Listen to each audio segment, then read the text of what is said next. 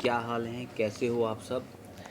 मैंने last video में ये जो एथ क्वेश्चन था, find the square root of the following by long division method, इसके अंदर मैंने जो सिंपल वाले जो हमारे होते थे लॉन्ग डिवीजन से, जिनमें कोई पॉइंट पॉइंट या कुछ और नहीं होता, तो वो सिंपल जो नंबर्स थे उनको कैसे लॉन्ग डिवीजन से निकालते हैं ये मैंने बताया था आपको।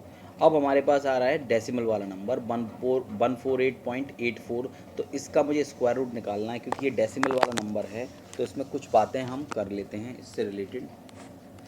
एक तो इसका क्वेश्चन जो है वो ये है एट्थ का सी, ये है 148.84। ठीक है, 148.84। अब आपको कुछ बातों पर गौर करना पड़ेगा। एक तो ये है कि ये डेसिमल नंबर है, और डेसिमल के इधर ऑड नंबर नहीं है, इवन है। अगर सपोज़ यहाँ पर ऑड होता तो हम एक ज़ीरो बढ़ा के हम दो पेयर बना सकते थे उसको। ठीक है, ये तो हम कर ही सकते हैं ना डेसिमल में, क्योंकि डेसिमल में पॉइंट के बाद आप कितने भी जीरो बाद में 84 के आगे कितने ज़ीरो लगाना चाहो उतने ज़ीरो यहाँ पर लगा सकते हो। तो ये वाला पेयर तो इस तरह से बनता है कि ये पेयर बन रहे हैं। अगर ये ऑड नंबर होता तो हम एक ज़ीरो बढ़ा के इवन कर लेते उसको और पेयर बन जाते।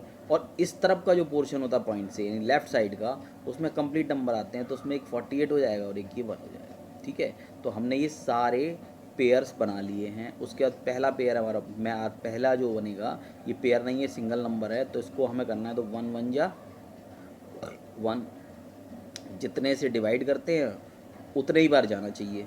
ठीक है, तो 1 1 जा 1 1 यहाँ लिख देंगे, 1 लिख देंगे, यहाँ ख़त्म हो जाएगा। डाउन करेंगे दूसरा पेयर 48। ठीक है, 1 में 1 ऐड करेंगे तो ये आ जाएगा 2, 2 आ जाएगा। अब मुझे चाहिए यहाँ पे 48 है, तो मैं 2 टाइम्स ही मल्टीप्लाई 3 करूँगा तो इससे बड़ी नंबर आ जाएगा। 2 से करेंगे ना यहाँ पे, ये भी 2 से करेंगे। ठीक है, और ठीक है, अब हम आगे बढ़ते हैं। इसमें 22 है तो 22 2 जा 44 हो गया, 44 बचा कितना, 0 और 4। ठीक है, 4 बच गया, यहाँ पर 2 फिर से ऐड किया जाएगा, ये हो जाएगा 24। और यहाँ पर हमें डाउन करना पड़ेगा 84 को, तो ये 484 हो गया। और जैसे ही आप इसे डाउन करेंगे ये पॉइंट यहाँ लग जाएगा, तो 1 2 पॉइंट और 480 यहाँ पर है और 24 यहाँ पर है। तो आप इसको 2 टाइम्स कर सकते हैं, 2 टाइम्स करेंगे 22 के आगे, तो उसे 2 टाइम मल्टीप्लाई करेंगे तो 484 ही आना है। ठीक है, और ये पूरा हो जाएगा। तो हम लिखेंगे स्क्वायर रूट, यहाँ लिखेंगे स्क्वायर रूट ऑफ 148.84 इज़ 12.2। ठीक है, तो बस इस तरह से हम इसको निकाल लेंगे। आई होप कि आपको समझ में आ गया होगा। इसी तरह का एक क्वेश्चन और है, उसको आपको करना है तो आप कर लीजिएगा। इसके बाद आते हैं एस्टिमेशन, तो ज़रा एस्टिमेशन देखते हैं। इसके बाद नेक्स्ट क्वेश्चन आ रहा है, question number 9। Estimate the value of the following to the nearest whole number. आपको एस्टिमेट करना है the following to the nearest whole number is √106। इसको मुझे एस्टिमेट करना है। ज़रा हम इस क्वेश्चन को देख लेते हैं। यहाँ देखें,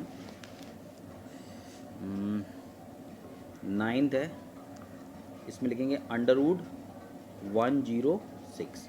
इसको मुझे एस्टिमेट करना है। अब ज़रा इस पर हम देखते हैं कि 106 इसको करना है तो ये 2 के नियरेस्ट होगा। किसके, एक तो नियरेस्ट होगा √100 के, बात समझे, क्योंकि √100 का स्क्वायर रूट आराम से निकाल सकते हैं। और दूसरा नंबर क्या होगा, 106 यहाँ लिख लेंगे, और ये दूसरा नंबर होगा 11 का, यानी 121 का, 11 का स्क्वायर। तो 2 स्क्वायर नंबर्स हैं मेरे पास, दो स्क्वायर रूट्स ऐसे हैं जिनकी फटाक से हम रूट निकाल सकते हैं, स्क्वायर रूट निकाल सकते हैं। इसका 10 होगा, इसका 11 होगा, और ये इनके बीच का नंबर है। लेकिन आप एक बात देखें कि 106 जो है वो नियरर है 100 के, ना कि 121 के। तो आप लिखेंगे कि सो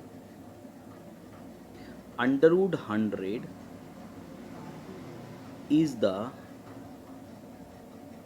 nearest value value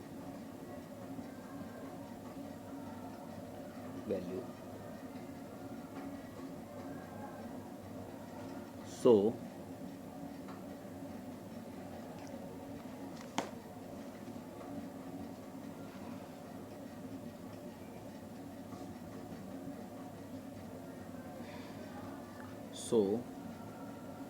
under root 106 is approximately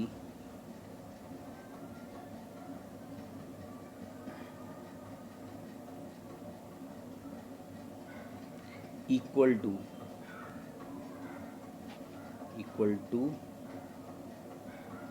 10 कही तो है ना।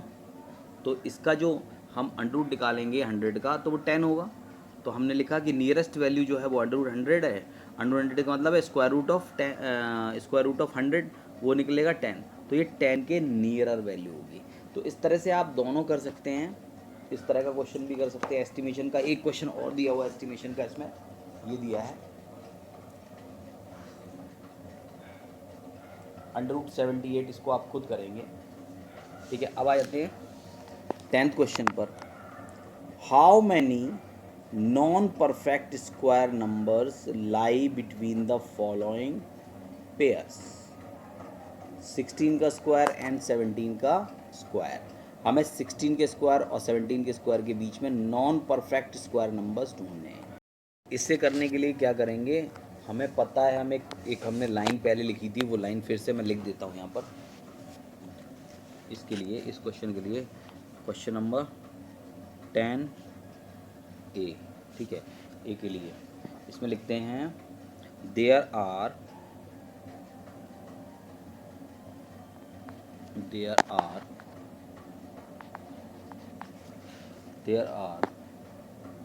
2n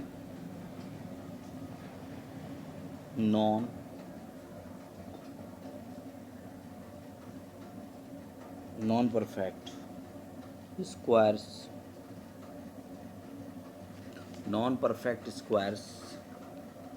between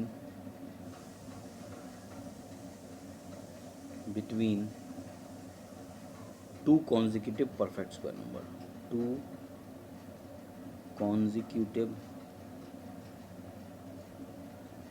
square number.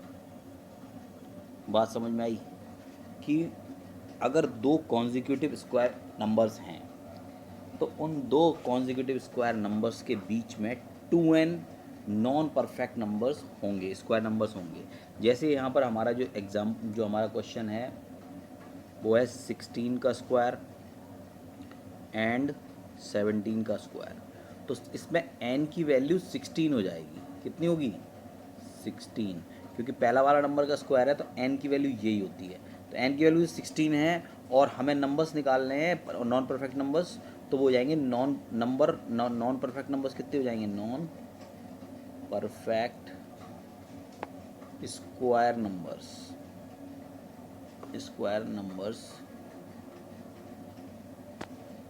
Between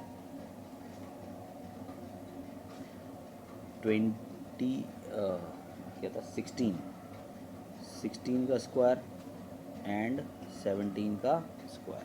इसके अंदर अगर नॉन परफेक्ट नंबर्स हैं तो हो जाएंगे 2n, और इसे लिखेंगे 2 × 16, यानी नंबर्स आ गए 32। इनके बीच में 32 नंबर्स हो जाएंगे। तो 2n को याद रखना, अगर किसी नॉन परफेक्ट नंबर का क्वेश्चन आता है तो आप 2n को ज़रा याद रखना। इसके बाद नेक्स्ट क्वेश्चन आ रहा है, नेक्स्ट ये है Ishan and Disha are solving the equation x = 1 to 1 in different ways as follows. अब देखो, ईशान जो है वो अपनी तरीके से कर रहा है, दिशा ने अपने हिसाब से किया। जरा देखिए, 1 to 1 x² = 1 to 1 x² = 11 × 11 x × x 11 × 11 x की वैल्यू 11, ओके।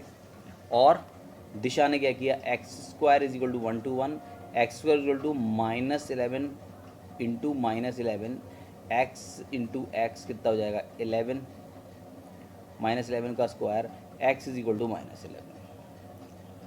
तो ये पूछ रहे हैं who has solved the equation correctly give reason. आपको देखो इसमें रीज़न क्या है। देखो ईशान ने जो कैलकुलेट किया है वो ज़्यादा सही है, क्योंकि यहाँ पर इसे हम 11 इंटू 11 लिख सकते हैं और 11 इंटू 11 लिखने के बाद हम x को 11 लिख लेंगे। लेकिन इस केस में आप देखें x square to -11 into minus लिख तो ये भी सकते हैं और ये x इज इक्वल टू -11 भी आ रहा है। ठीक है, इसके अंदर अगर ईशान का देखें तो ईशान ने भी सही किया हुआ है और ईशा अगर देखा जाए तो दिशा का भी सही है। लेकिन आप एक बात समझें कि आप नेगेटिव अपने आप एज्यूम नहीं कर सकते, है ना, कि यहाँ -11 है या -11 है।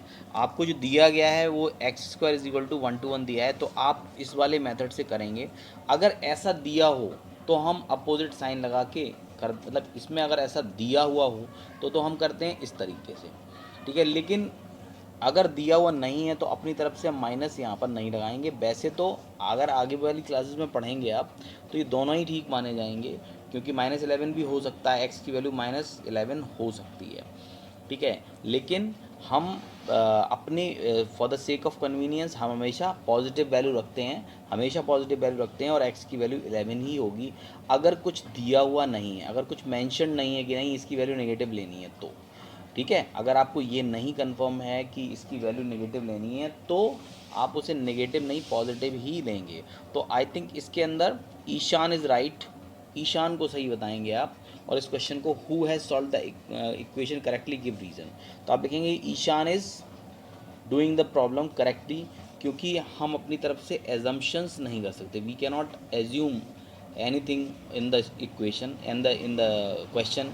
हम अपना एज्यूम नहीं कर सकते, हमें जो दिया हुआ है उसी के बेसिस पर हम x इज इक्वल टू 11 को यहाँ निकालेंगे, पॉजिटिव निकालेंगे। अगर कुछ मैंशनड होता, कुछ दिया हुआ होता तो हम नेगेटिव को यूज़ कर सकते थे।